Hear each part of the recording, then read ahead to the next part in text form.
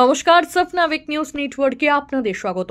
পানিহাটিতে দলীয় প্রার্থী সৌগত রায়ের সমর্থনে সভা করতে এসে এবার সিপিএম প্রার্থী সুজন চক্রবর্তীকে বেলাগাম আক্রমণ মুখ্যমন্ত্রী মমতা বন্দ্যোপাধ্যায়ের।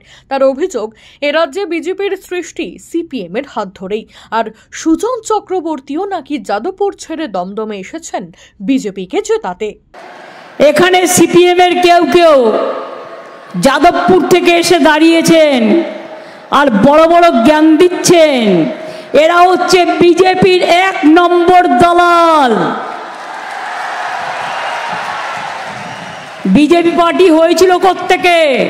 সিপিএম এর হাড়মাতগুলো অত্যাচার করে, খুন করে, লুট করে, জ্বালিয়ে দিয়ে তারা বিজেপিকে সাপোর্ট করে সিপিএম গুলো বিজেপি হয়েছিল।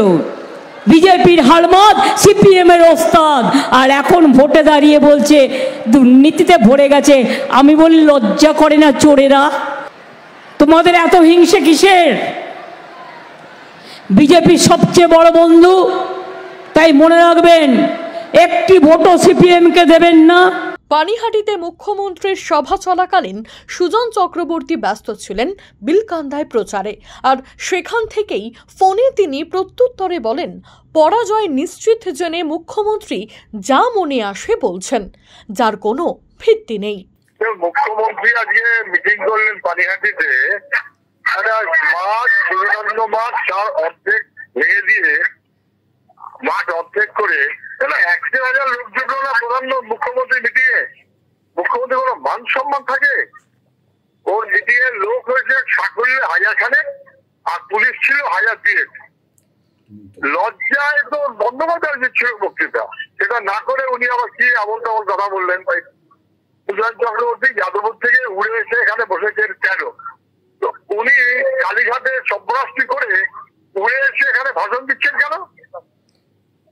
উনি ভাষণ দেবেন আর আমি কোথায় দাঁড়াবো উনি ঠিক করে দেবেন? ওনার কথা আমাকে চলতে হবে? ভবিষ্যতেও তা চললো না। পশ্চিমবাংলা সর্বনাশ করেছেন, কোন সন্দেহ নেই। সৌগত বাবু তো বনগায় পাঠিয়েছিলেন, উনি কলকাতা থেকে ছেলে পাঠিয়েছিলেন বনগায়, বনগায় থেকে আবার ছেলে নিয়ে এসছেন দমদমে।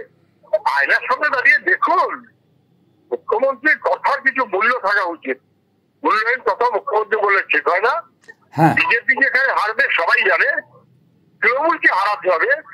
যদি তৃণমূলকে হারাতে হয়, মানুষের সেই মনোভাব, সেটা বামপন্থীরাই আছে। বিজেপি হারবে, উনি চাইছিলেন যাতে বিজেপি আর উনি ভাগাভাগি করে নিতে পারেন, সেটা হবে না। তাই এরা গন্ডগোল হয়ে গেছে, গন্ডগোল হয়ে গেছে বলে বেশুলো পাচ্ছে। অনেক ধন্যবাদ সুজন বাবু। সব মিলিয়ে শেষবেলার প্রচারে জমজমাট দমদম। একদিকে মুখ্যমন্ত্রীর জনসভা, তো অন্যদিকে বিরোধীদের জনসংযোগ। অপেক্ষা আর মাত্র 192 ঘন্টার, তারপরেই পরিষ্কার হয়ে যাবে জনতা আদালতের রায়। মৃত্তিকা সেনগুপ্ত ও পিয়ালি দত্ত, সফনাভিক নিউজ। সমস্ত খবরের আপডেট পেতে লাইক করে সাবস্ক্রাইব করুন সফনাভিক নিউজ। সেই সঙ্গে বেল বাটন প্রেস করতে ভুলবেন না। আপনাদের একটা সাবস্ক্রিপশন আমাদের জন্য অত্যন্ত মূল্যবান। জয় হিন্দ।